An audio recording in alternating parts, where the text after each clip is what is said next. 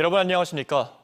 대전 정뱅이 마을 주민들은 지난달 10일 집중호우로 둑이 무너져 큰 수해를 입었지만 한 달이 지나도록 제대로 복구가 안 돼 여전히 임시 텐트 속에서 매일 밤을 보내고 있습니다. 사람들의 기억 속에서 잊혀지고 지자체의 행정 지원도 점차 줄어드는 가운데 주민들은 하루하루 생존을 위해 몸부림치고 있습니다. 박범식 기자의 보도입니다.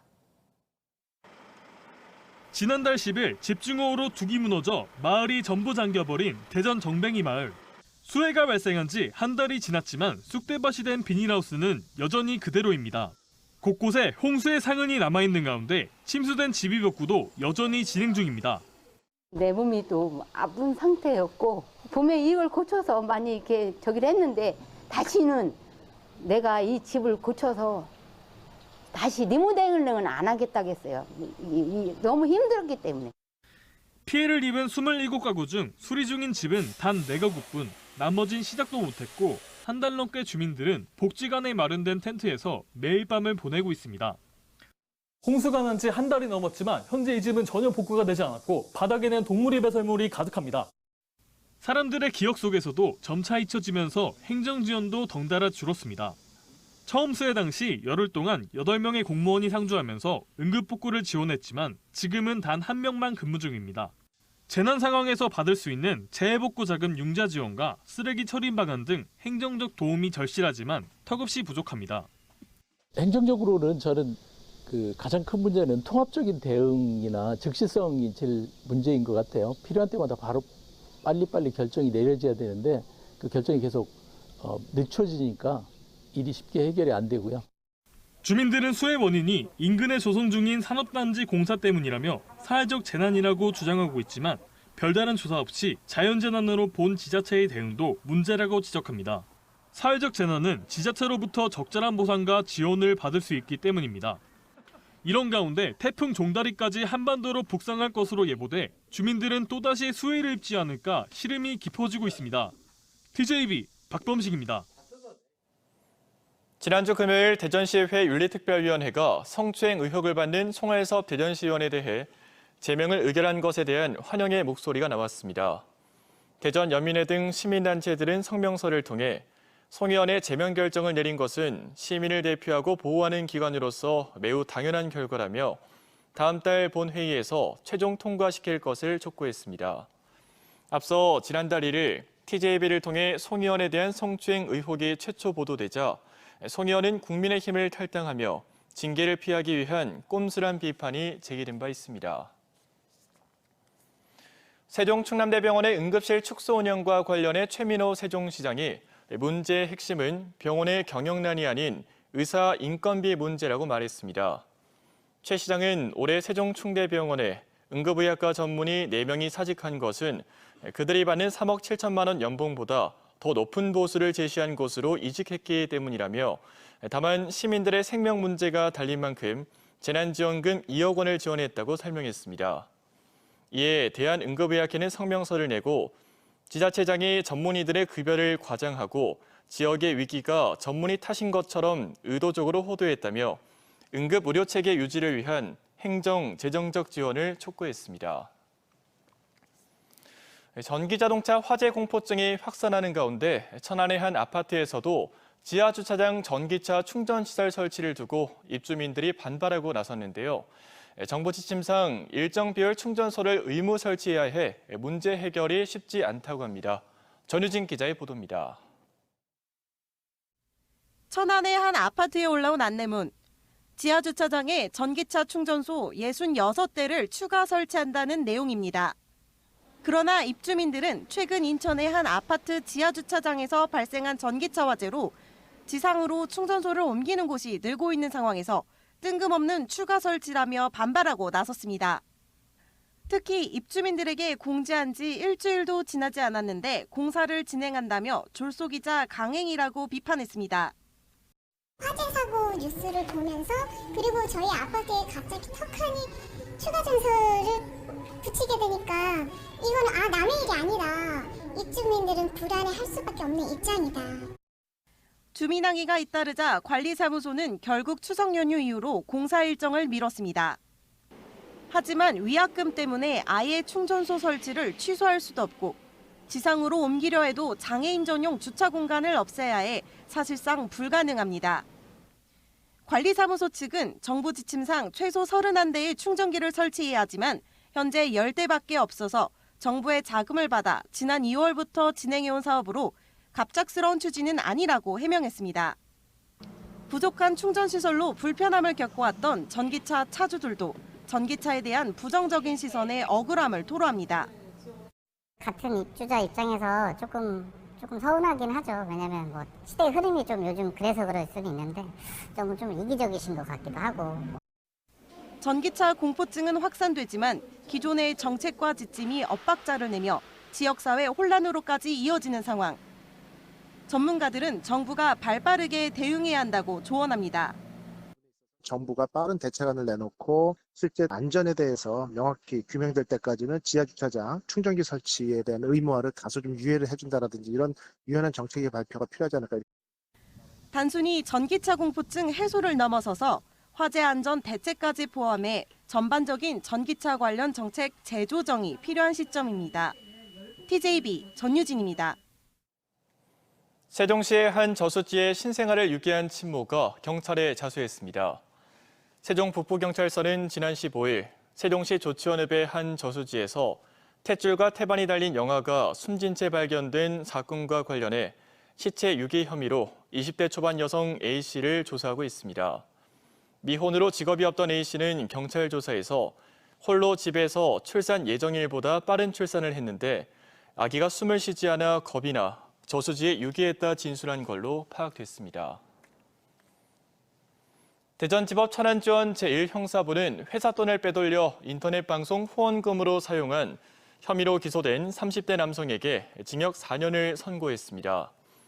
중고자동차 무역회사 직원으로 근무하던 38살 A씨는 지난 2022년부터 지난해까지 164차례에 걸쳐 중고차 판매 대금 13억 9,300만 원을 빼돌린 뒤 9억 원가량을 인터넷 방송 BJ에게 후원하는 데 사용한 혐의로 재판에 넘겨졌습니다.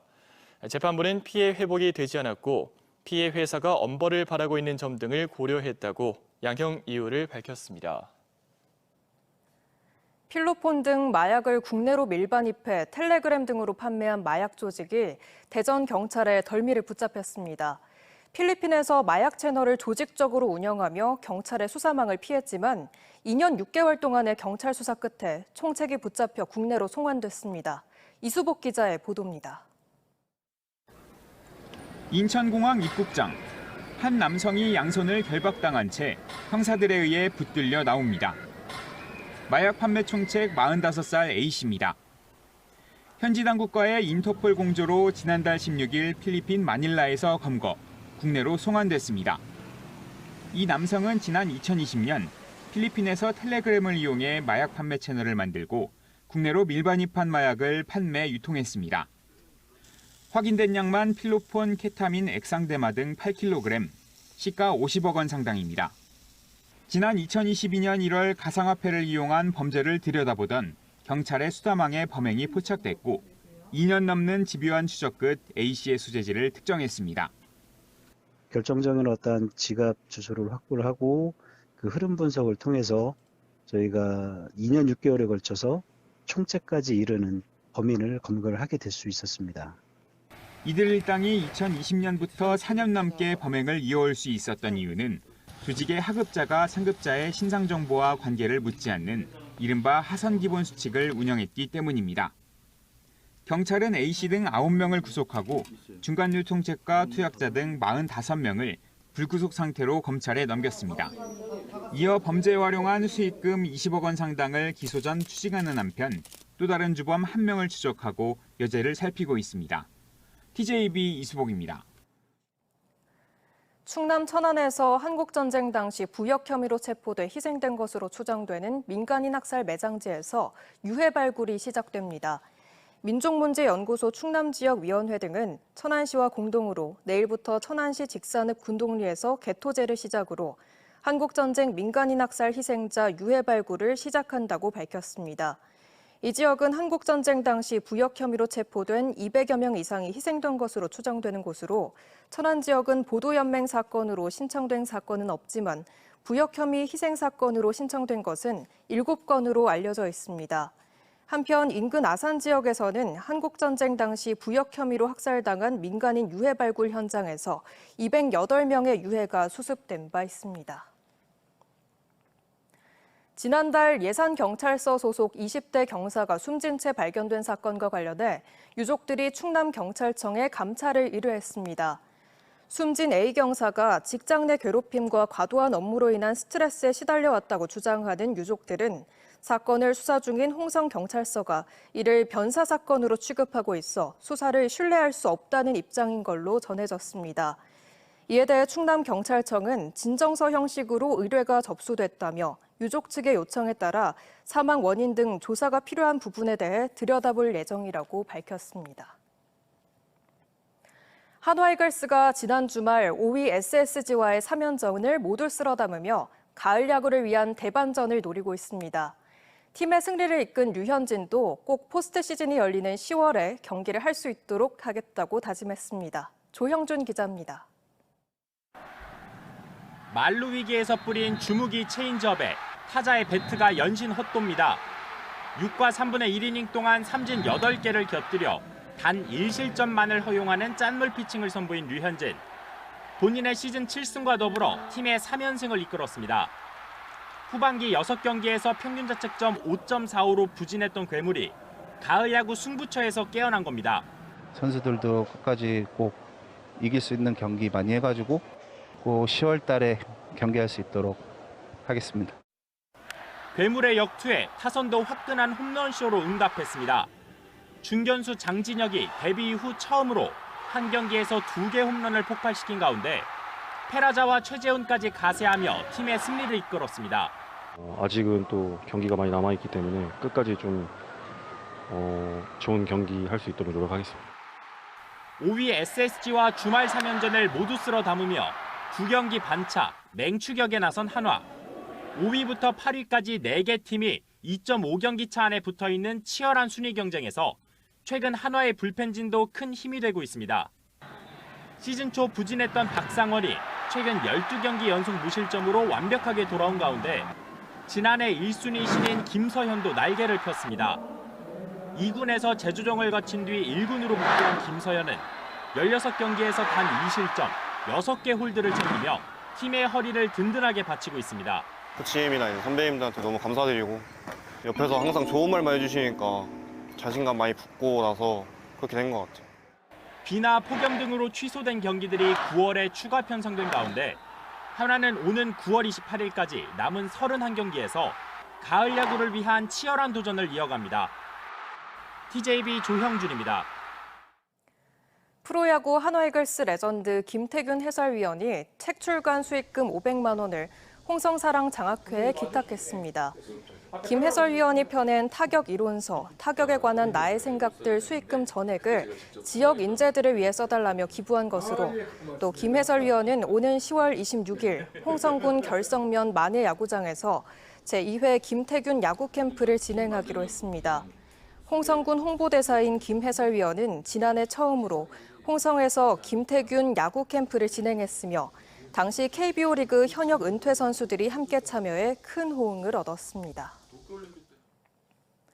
대금 미지급 사태로 지난 6월부터 멈춰섰던 대전 신탄진 다가온 청년주택의 공사가 재개됐습니다. 대전도시공사는 공사비 급증으로 인해 시공사 측에서 하도급 업체들에게 지급하지 못한 45억 원가량을 채권 양도를 통해 선지급했으며 이에 공사 재개와 함께 오는 26일까지 입주자 선정을 마치고 10월 말 입주를 목표로 사업을 추진할 계획입니다.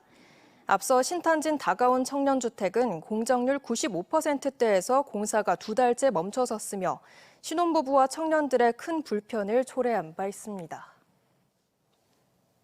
충남도는 2024년 을지연습 최초 상황보고 회의를 시작으로 나흘간 국가 비상사태 선포에 따른 전시전환 절차 연습에 돌입했습니다.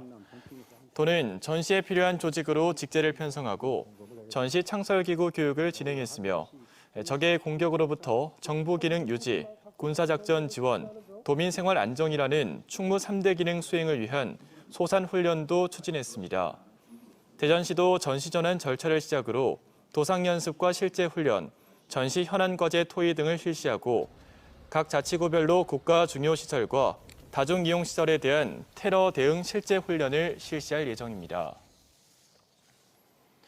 충남도는 미국 듀폰 스페셜티 머터리얼스 코리아 등 4개 글로벌 기업과 총 2억 달러 규모로 천안과 아산, 당진에 대한 합동 투자 협약을 체결했습니다.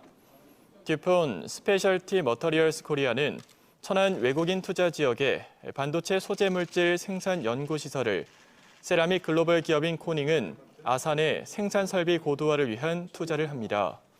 일본 토아 주식회사는 천안 3공단에 고대역폭 메모리 성형 설비 제조 시설을 신규 확장하기로 했고, 데바스토 코리아는 당진 송산 외국인 투자 지역에 전기차용 배터리팩 생산 공장을 증설하기로 했습니다. 충남대와 한밭대 간 통합이 사실상 무산 수순을 밟고 있는 상황에서 일부 교수들이 재협의를 주장하면서 통합의 불씨를 살릴지 주목됩니다.